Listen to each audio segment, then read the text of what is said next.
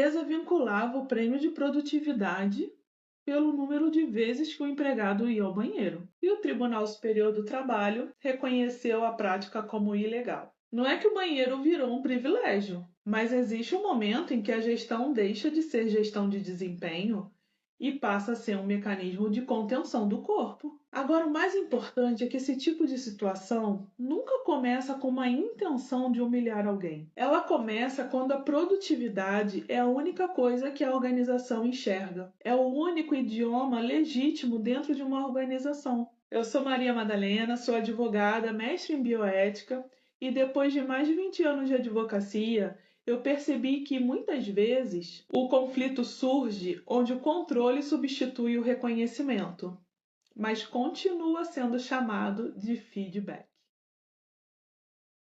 Hoje eu quero falar sobre o que muda quando a gente para de analisar o feedback apenas como ferramenta de gestão e começa a analisar como estrutura de relação. Algumas práticas parecem muito normais dentro da operação, até que aparecem traduzidas num processo judicial. O problema não começa na ida ao banheiro. O banheiro é apenas o momento em que o problema fica visível. O problema começa antes, quando toda a experiência humana dentro da organização passa a ser traduzida em indicadores. A pausa vira perda e o limite fisiológico vira baixa performance. Descanso para recuperação em produtividade. E existe uma fratura estrutural aqui, porque a organização acredita que isso produz eficiência, mas na verdade o que se produz é uma vigilância permanente. Essa decisão da terceira turma do TST é excelente, porque ela desloca a discussão.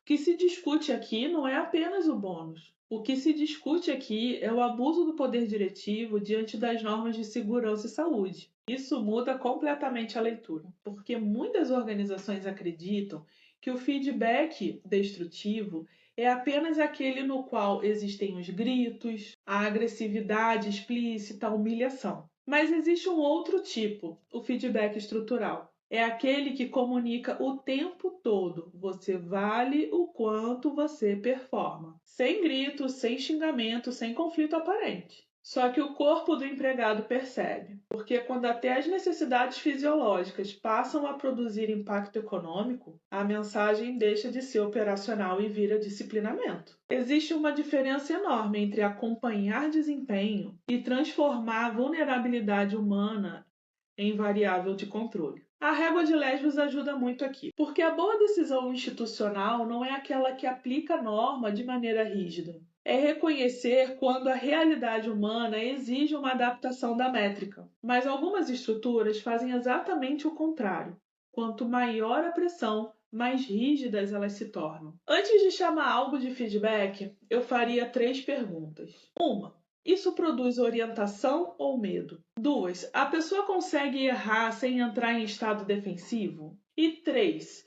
Qual comportamento essa estrutura está treinando? Existe um ponto que Axel Honneth também ajuda muito aqui. É a ideia de reconhecimento. As relações humanas começam a deteriorar quando uma das pessoas deixa de ser reconhecida como sujeito de direitos e passa a ser percebida apenas como uma função. E isso acontece muito antes do assédio explícito. Muitas vezes acontece em estruturas que são muito normais. Metas, ranqueamentos, feedbacks, controle de produtividade. Tudo formalmente legítimo, mas materialmente quebra a confiança. A bioética também entra nesse ponto porque ela não considera apenas a eficiência, mas também a vulnerabilidade envolvida. Vou dar 2 exemplos rápidos. Primeiro, o feedback que só aponta erro. A pessoa nunca recebe um reconhecimento estável, apenas recebe correção. E aí o resultado não costuma ser a excelência, mas sim a hipervigilância. Segundo exemplo,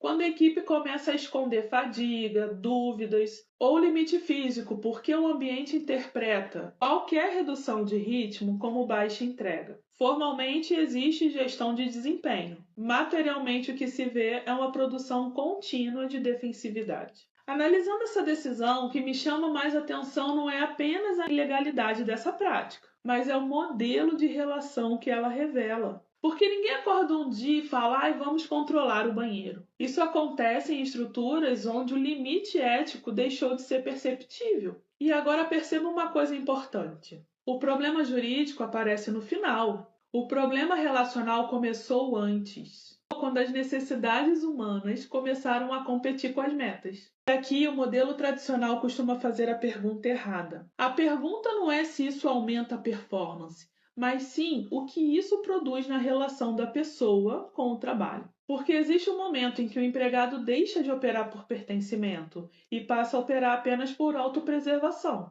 E são esses ambientes sustentados por autopreservação que depois chegam ao judiciário na forma de afastamento, adoecimento, rotatividade, litígios. E o que muda quando direito, bioética e gestão falam a mesma língua ao mesmo tempo? Muda o critério de análise. A organização para de se perguntar se isso muda o resultado e começa a se perguntar se isso preserva uma relação de trabalho minimamente digna. Deixa de fazer uma gestão por retrovisor e passa a fazer uma gestão preditiva. Porque feedback não é só transmissão de desempenho. Feedback também ensina o quanto a humanidade é preservada naquele ambiente. Aprofundo cada tema desse na newsletter. O link está na bio.